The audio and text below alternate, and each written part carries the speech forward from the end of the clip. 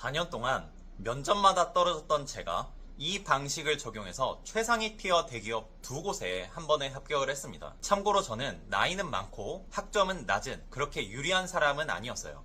아마 단기간에 취업이 되는 사람들의 대부분은 이러한 사고방식을 당연하게 장착하고 있어서 취업이 한 번에 됐을 겁니다. 정말 많은 탈락 케이스를 보고 듣고 겪으면서 내린 가장 핵심적인 차이거든요. 안녕하세요, 취업전략입니다. 여러분, 같은 스펙이더라도 어떤 사람은 대기업 취업이 되고 어떤 사람은 중견도 비비기 어려워하죠. 그건 면접 답변 방식의 차이 때문이겠고요. 그리고 이 답변 방식의 차이는 인성의 차이 때문에 그렇습니다. 인성 면접이잖아요. 그런데 인성 면접을 준비하면서 어떤 인성으로 보여야 하는가를 고민하는 사람은 거의 없어요. 제가 알려드리는 이 부분을 적용을 하셔서 면접 가시면은 합격 확률 90% 이상 나올 거라고 제가 장담을 합니다. 그러면은 기업이 원하는 인성이란 도대체 무엇인가를 먼저 짚고 넘어가 볼게요. 놀랍게도 정답은 엄청 단순해요. 바로 배려와 양보입니다. 별거 아닌 것 같다고요? 이 사례까지만 한번 들어보세요. 여러분들이 제일 많이 하는 면접 답변 중에 이런 게 있어요. 갈등 해결 경험을 말하는데 나와 상대방 간에 입장 차이가 있었고 이런저런 데이터와 근거를 바탕으로 상대방을 설득을 시켜서 결국 내가 원하는 방향으로 일이 진행될 수 있었고 결국 나 덕분에 프로젝트를 성공적으로 끝낼 수 있었다. 결국 나는 유능한 사람이다. 이런 식의 어필이에요. 아주 클리셰죠. 갈등 경험이 이렇게 준비하시는 분들이 태반이에요. 그런데 제가 실제로 썼던 방법 그리고 제가 컨설팅했던 학생한테 추천해준 방법은 이런 방식이었어요. 내가 설득 당하는 얘기를 쓰라고. 그 충돌이 발생했을 때 배려하고 양보했던 쪽이 바로 나였다고. 이 부분을 어필을 하라는 거죠. 그러면 사실 갈등도 엄청 쉽게 해결되잖아요. 근데 이렇게 쓰면 엄청 심심해 보이나요? 여기에 대해서 면접관 입장을 한번 보겠습니다. 면접관이 두 신입사원을 뽑았어요. 근데 한쪽은 자기랑 의견 충돌이 생겼을 때 무슨 근거나 뭐 데이터 이유 등을 자꾸 막 들어가면서 자기 방식대로 해야 된대. 막 설득을 하는 거예요. 근데 다른 쪽은 아, 선배님 말씀이 맞군요 하고 그냥 한 발짝 물러나서 그냥 자기가 양보해. 원하는 대로 하겠다고 해주는 거예요. 그러면 어떻게 되겠어요? 면접관 입장에서 누가 좋겠냐 이거죠. 이 세상에 물러서고 양보하는 걸 좋아하는 사람, 설득당하는 걸 좋아하는 사람은 아무도 없어요. 다 자기가 맞고 자기 방식대로 하고 싶고 그러죠. 그런데 대기업이라는 건요, 적게는 수천 명에서 많게는 십수만이 함께 일하는 곳이에요. 그 대기업에서 어느 누구도 물러서지 않고 자기 방식대로 하고 싶어하는 사람들만 넘친다면 어떻게 되겠어요? 그 사람들 중에서 양보할 줄 아는 사람들이 많이 필요하다고요. 그리고 사실 양보했으면 가볍게 끝날 수 있는 일들이 대부분이고. 그런데 이렇게 하지 않는 이유는 사람들은 대부분 유능한 사람으로 보이고 싶어 합니다.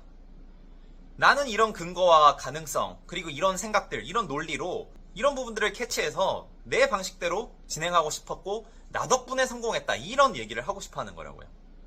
그런데 여러분들이 대기업에 막상 오시잖아요. 여러분들이 어디서 인턴을 해봤건 아니면은 어떤 뭐 석사, 박사 출신이건 간에 여러분들이 오시면은 다 처음부터 다시 배우게 됩니다. 이미 내가 그 일에 대해서 뭔가를 갖고 있는 사람은 그 사람은 경력직이죠. 다 밑바닥부터 배워갈 수밖에 없는 게 신입이고, 심지어 신입 같은 경우는 하는 일이 엄청 단순하고 반복적인 일들이 태반이에요. 그렇기 때문에 능력으로 인해서, 유능함으로 인해서 실질적으로 업무에 차이가 생기지 않습니다. 그렇기 때문에 최우선의 가치가 바로 인성이 되는 겁니다. 그리고 인성의 핵심은 배려와 양보고요. 여러분들의 답변에도 다른 거 넣지 마시고 이런 배려심, 양보심 기반 에피소드를 넣어서 답변을 해보세요. 훨씬 더 쉽게 합격이 될 수 있습니다.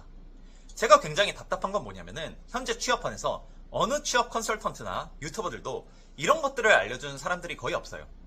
보통은 나를 뽑아야 하는 이유, 뭐 필살기, 핵심 역량, 남들과 다르게 뭐 창의적으로 답변하는 방법, 이런 것들을 어필을 하려고 하죠.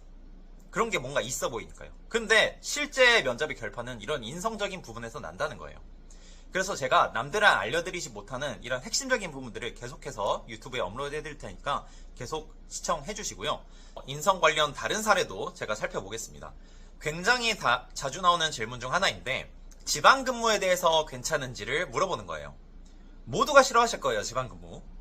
다만 면접장에서 대놓고 싫다고는 못하고 약간 떨떠름하게 대답을 하실 거예요. 근데 그렇게 하면 전부 다 탈락이에요. 인성적인 측면에서. 왜일까요? 지방 근무를 좋아하는 사람은 없어요. 근데 그 수많은 사람들 중에서 누군가는 지방 사업장에서 근무를 해야 되는 거잖아요. 근데 여러분들 그거 양보하고 싶나요? 다른 사람들이 지방으로 대신 가줬으면 좋겠잖아요. 여러분들이 양보하기 싫다고요. 근데 그렇게 답변을 하니까 떨어지는 거예요. 저는 아직도 제 첫 면접이 기억이 나는데 저와 함께 갔던 지원자가 스펙이 엄청 좋은 사람이었습니다. 연세대 경영 출신이었고요.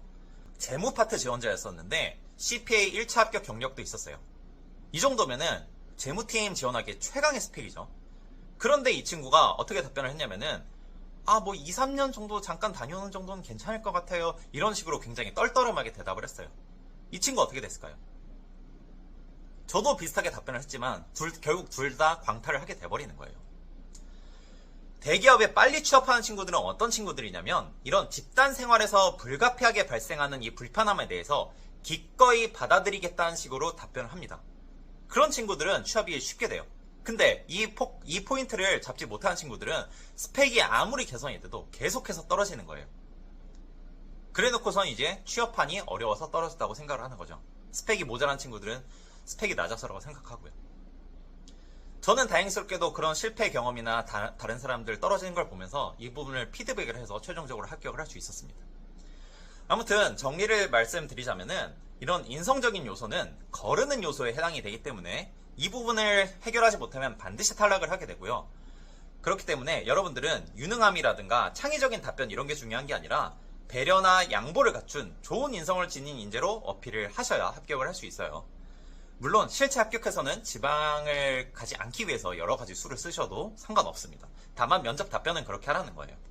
다들 여기서 걸려서 떨어지기 때문에 이것만 잘해도 합격 확률 90% 이상 보장할 수 있다고 생각을 하고요. 오늘은 여기까지 하고 다음번에 더 좋은 팁으로 찾아뵙도록 하겠습니다.